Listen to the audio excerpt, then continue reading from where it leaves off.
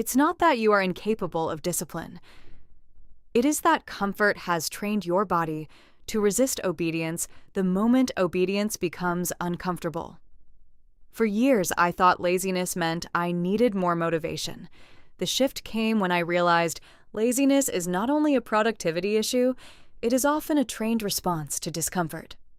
In this video, I'm going to show you a biblical system for dealing with laziness by renewing your mind, discipling your body, and learning how to take the next faithful step before comfort takes over.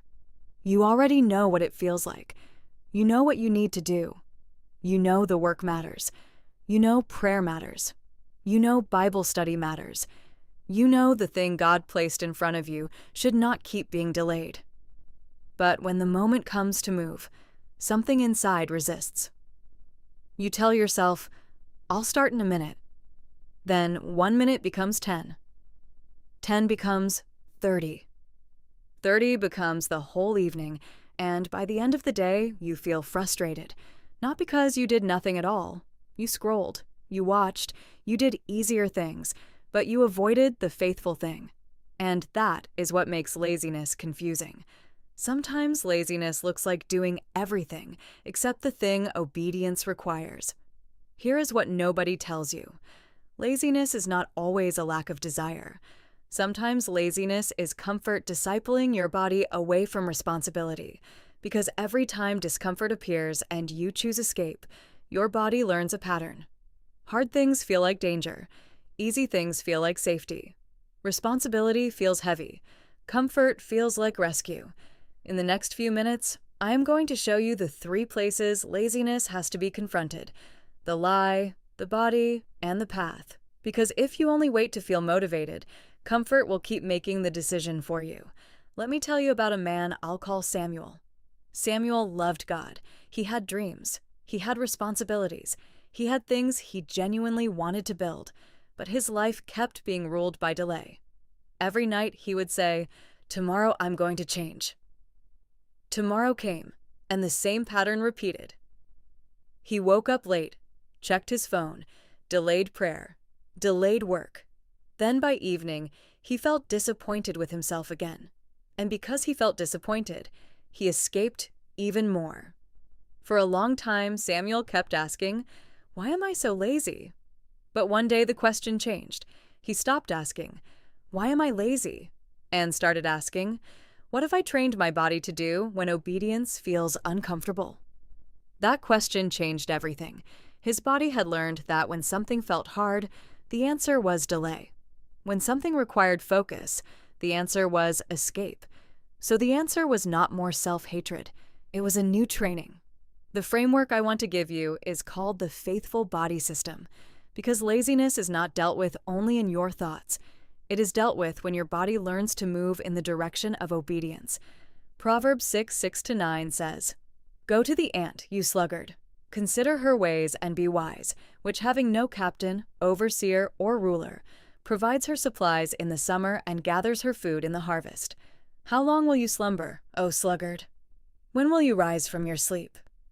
That passage is sharp. God is not being harsh without reason. He is showing you something important. The ant does not need someone standing over her. She does not wait to feel motivated. She does not need a perfect mood.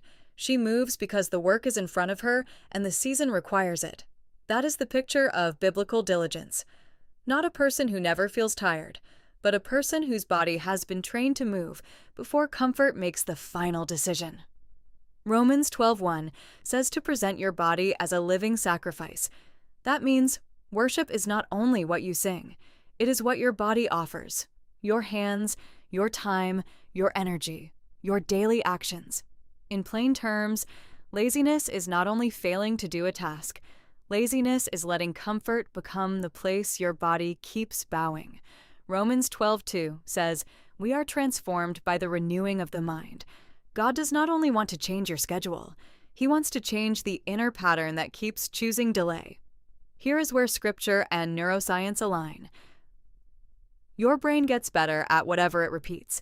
If every time a task feels uncomfortable, you reach for your phone, your brain learns that discomfort should be escaped. Like walking through grass, The first time, there is barely a mark, but walk the same route every day and a path forms. Scientists call this neuroplasticity, your brain's ability to physically change through repeated patterns. What repetition trained, repetition can retrain. Here's the line I want you to remember from this video. Laziness is not who you are. It is a path your body learned to walk, and you can build a new one. Here are the 3 steps. Step 1. Name the lie. Laziness always has a voice. It rarely says, destroy your future. It sounds much softer. Just start later. You deserve a break. You need to feel ready first.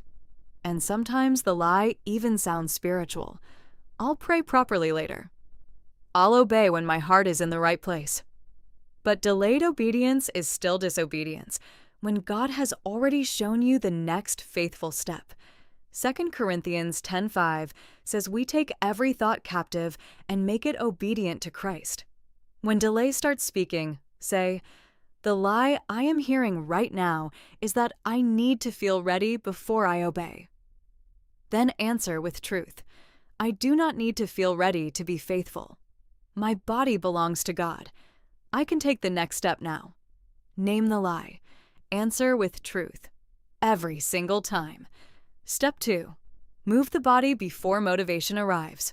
Most people wait for motivation before they move, but often motivation comes after movement.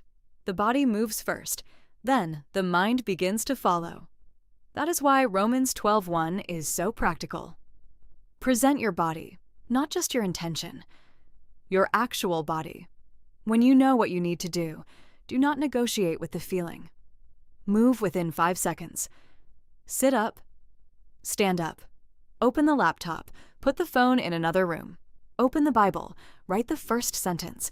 Start before your emotions have time to vote, not because your feelings do not matter, but because your feelings are not always qualified to lead. Sometimes your body has to obey before your feelings understand. This is why I use settled specifically for this. When I notice myself drifting, I do not want vague inspiration. I want scripture-shaped declarations already in my mouth. I use declarations around discipline, focus, obedience, and the renewing of the mind, and I speak them out loud until my internal resistance starts to weaken. And one practice that helps me keep this going is Settled's listening mode.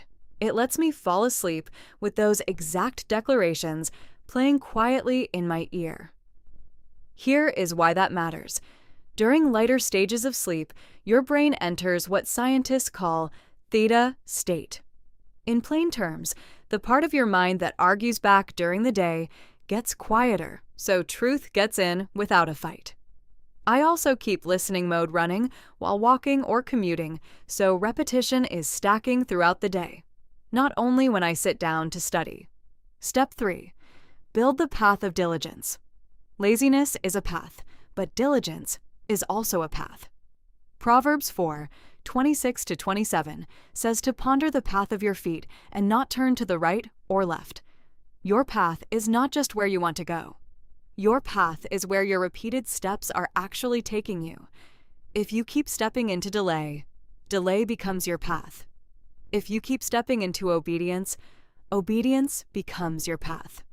So do not try to rebuild your whole life in one dramatic moment. Build a path, one repeated step at a time. Choose one daily obedience that you will do for 7 days, not 10. 1. Morning prayer before your phone. Bible study before entertainment. 30 minutes of focused work before scrolling. Then, make the path easy to enter. Put the Bible where you can see it. Put the phone outside the room. Write tomorrow's first task before you sleep. Remove the friction from obedience. Add friction to laziness. Because wisdom does not only rely on willpower, wisdom builds roads. This week, try this for 7 days. Not perfectly, just honestly. Every time laziness speaks, ask 3 questions. What lie is delay telling me? What movement do I need to take in the next 5 seconds? What path am I building with this choice? Write those questions down and choose one faithful action for the next 7 days. 1. Not 10. 1. Start today. Not when you feel disciplined. Not when the mood is right. Today. Now make this declaration out loud wherever you are. My body belongs to God. I do not wait for motivation to obey.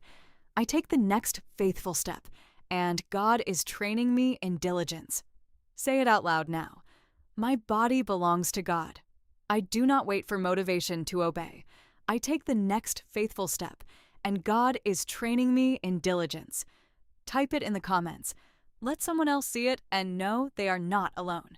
One more thing before you go.